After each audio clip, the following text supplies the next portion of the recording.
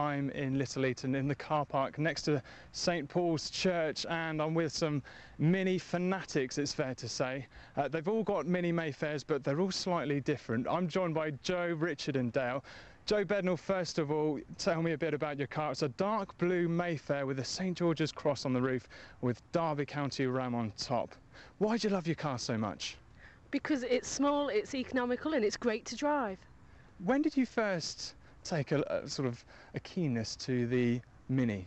It was when I was very young and my uncle had one, and I just got in that and loved the way it just handled on the roads and stuff, and my dream car was always a little red Mini.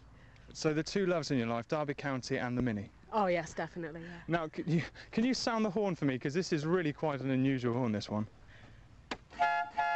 Whoa, it's really unusual. Where did you get that from? I bought it from a mini show because the original horn on it wasn't very good.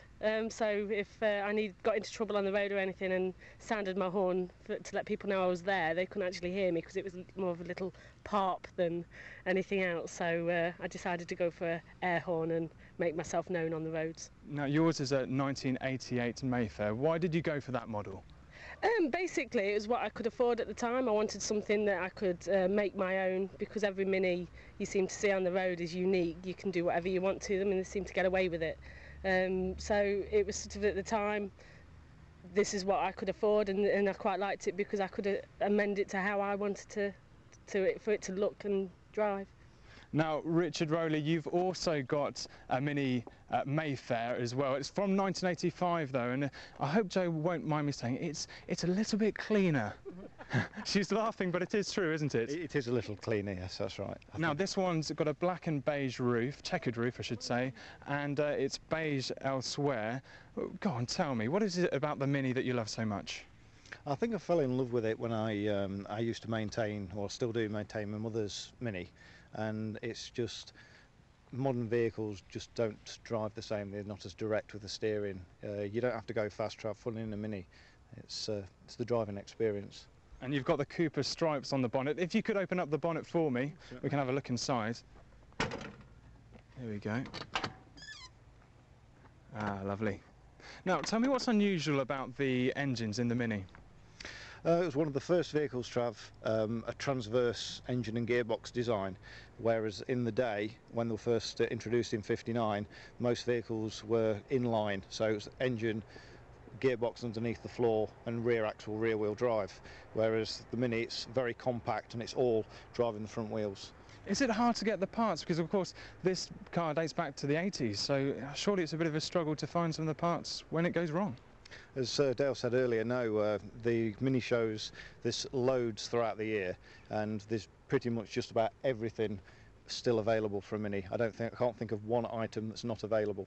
But there is a problem with rust? Yes, every Mini owner will say rust is definitely the killer with the Mini. Now, Dale, thanks very much for that, Richard. Dale, you're also a member of the Derbyshire Classic Mini Owners Club. Dale, you've got a red Mini Mayfair too, but it's got this white stripe running from top to bottom, and it dates from 1989. Now, how much would one of these cars cost me? You can, if you just want a project, you can get one for under £1,000, but a decent one that's on the road, anything from £2,000 upwards, really. And you've got 4-spot lights on the front. That's very 80s, isn't it? Yes, it is, yeah. It's, I designed it really, concentrating on like the Italian job sort of thing. That's what I'm going to do, make it look like a Mark 1. So it's a project for you to develop? Yeah, at the minute, yeah. At the minute. And now, I was talking to you earlier on about the Mini Cooper, the new Mini made by BMW, and you're not such a fan, are you, you lot? No, we're not the fan of the Binnies. No, they're not. We don't see them as Minis. They're too big. They're not nowhere near as fun to drive, sort of thing. And you call them Binnies? Yeah, Binnies, yeah. BMW Minis. Yeah. Right, guys, well, we'll be chatting more about the Derbyshire Classic Mini Owners Club a little later on, and I might even get into the car myself and have a spin. Mark, I'm looking forward to it already. Mark Ansell out in the radio car to be part of the afternoon programme here at BBC Radio Derby, down in Little Eton. And I'm getting a bit jealous, Mark, because I think you're actually going to get inside one of the cars, aren't you? Absolutely, I am going to have a go inside soon. But first of all, I want to find out a bit more about the Derbyshire Classic Mini Owners Club. And I'm with Jo Bednall, and she sat on her dark blue Mayfair, 1988, since you're asking. And you sat on the bonnet there. You're loving your car, aren't you? Oh yeah, it's just great. It's my little baby. So how can people get involved if they're also, own classic minis like this one?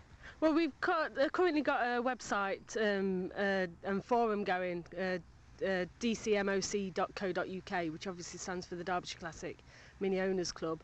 They can come on the website anytime. If they want to join as a member, they can browse the website free of charge. There's lots of information on there, the shows that we attend, the social gatherings that we do, as well as any technical advice if they've got any problems with the minis that they've got at the moment.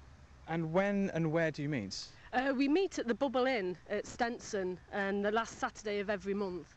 Now, in your hand is one of these cards, and tell me about how you go about recruiting new members. Well, there's a number of our club members have got these little what we call calling cards, and if we ever see a classic mini around, and we can, then we'll go and stick the cards in the windscreen, and in the hope that they've got somewhere to turn to if they need help. And one of the many things you do is go to some of the shows around the country. That's right, yeah. We also do the little camping trips over the weekend as well for the shows that are on start early on a Sunday morning that take a little bit more travelling than just the local ones. Then there's a number of us we camp over. There's families as well as a slightly older generation and then the younger people as well. OK, Jo, well, you promised to let me have a go in your car. I'm not going to drive, but you said I could get in as a passenger. There we are. Oh, it's a really tiny door. Nearly bashed my head there getting in. It is tiny, this thing, isn't it? It is, but that's the beauty of it. You can park it anywhere. I mean, in Westfields, there's a little parking space in Westfields that nobody else can park in because of the posts that are there. Oh, fair enough. And on your, I can see a little bear here. It says, "I love my Mini." Yeah. There's all sorts of little quirky little things that I've got in my car that make it mine. OK, I'll just put the seatbelt on and we'll be away. Loads of different mini memorabilia in here and air fresheners and stuff. Now this is a 1980s car, but actually back in the day this was actually top of the range for a Mini, wasn't it? It was back in the 60s and 70s, yeah, definitely, because it was affordable to run. Okay, let's go then. Show me why you like this car so much. I know you were telling me earlier that one thing you really like is its handling. That's right. I mean, we can go just... Oh yeah, left and right. Just very easily, you can stop and... it's a bit like a go-kart, isn't it? It is, because you're very low to the ground, you feel very much in control as well. How many different versions of the Mini are there? Oh, there's so many. You could go on all day trying to name them and everything. But yeah, there's lots of different types of models, limited editions and things. All right, well, if you just leave me here at the end of the car park, I'll let you head off. Thanks very much for giving me a ride in your Mini. No problem. How do I get out of this thing? There's just a handle. Oh, that handle there. Blimey, Andy, this is a complicated... Do I push it down? Just having to help me out. Oh, hang on, you might have just locked it. Oh, I've accidentally locked it. I've locked myself in. Now. And he's not only locked it, but there he is. And now he's disappeared. Mark Ansell, never to be seen again, locked away in a Mini.